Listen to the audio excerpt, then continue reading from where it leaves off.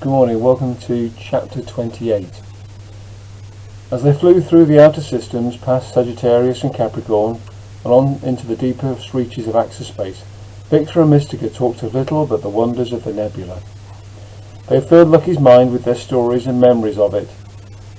By the time the Sunfire came to the outskirts of Aquarius, he could hardly wait to see all the beautiful sights they'd described. He sat with Vixa in Mystica's quarters, watching the vid screens.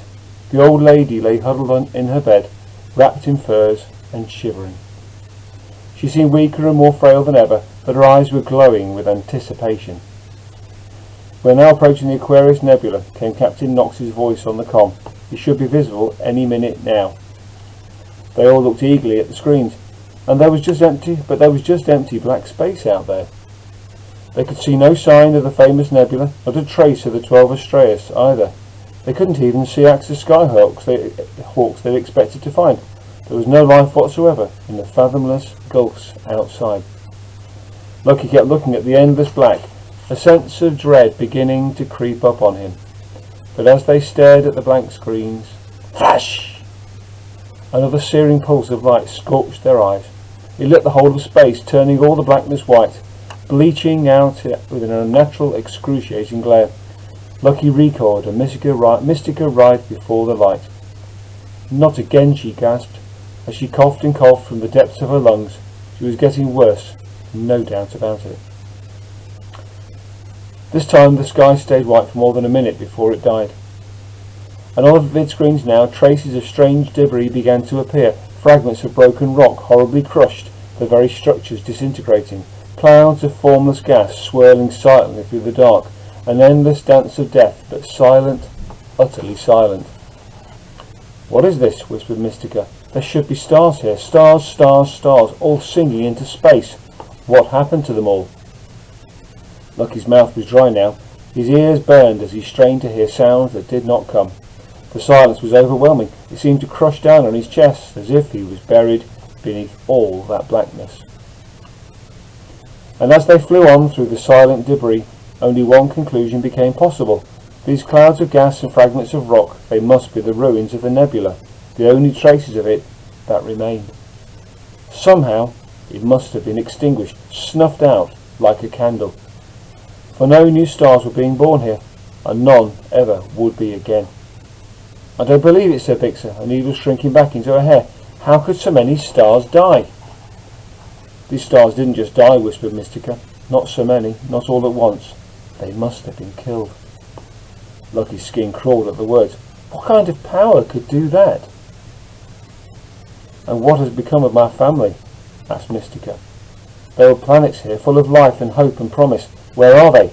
How can whole worlds just disappear?"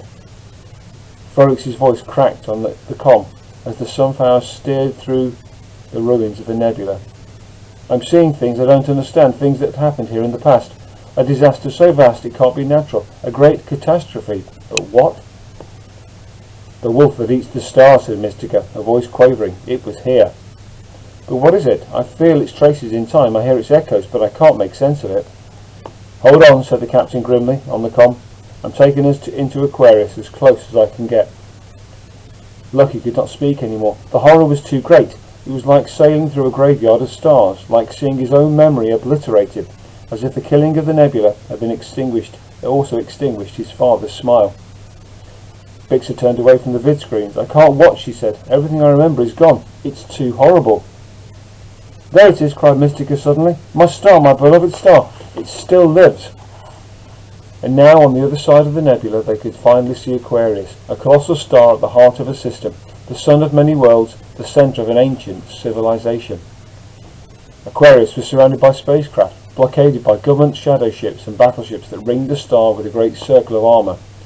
Yet it was ominously silent even here. There were no Axis ships, no battles, no fighting. And though Lucky hoped with all his heart to see them, there was no sign of the 12 Astraeus. Professor Byzantine was wrong.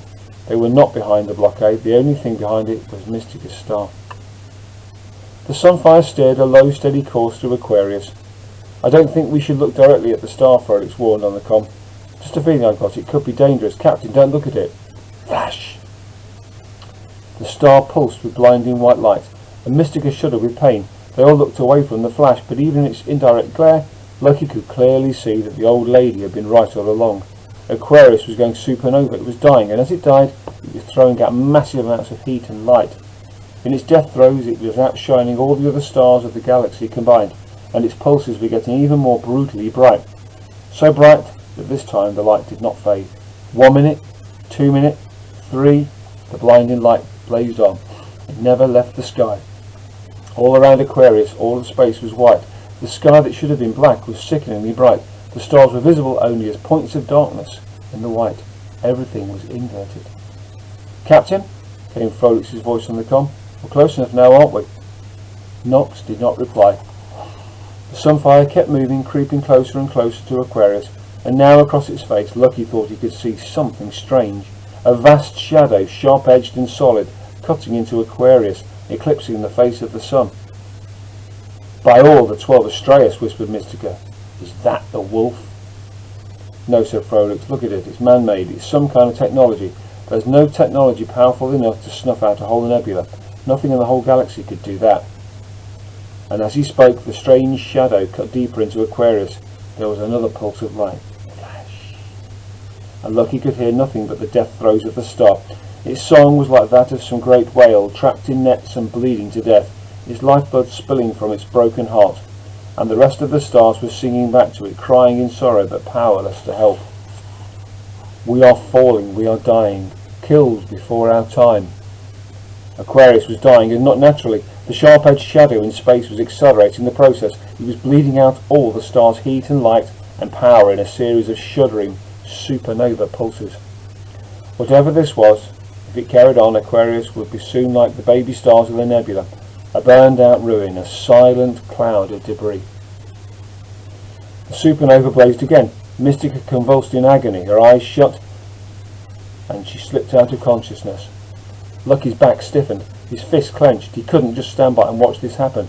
Whatever was going on here, something in him protested against it, rebelled, and said, "No, enough. We've got to stop it," he shouted. "Whatever that thing is, we've got to stop it." Flash! The sunfire tilted violently in space. The floor fell away beneath his feet.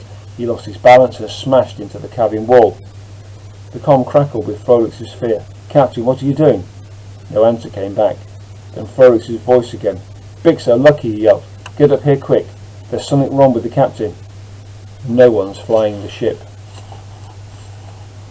Thank you.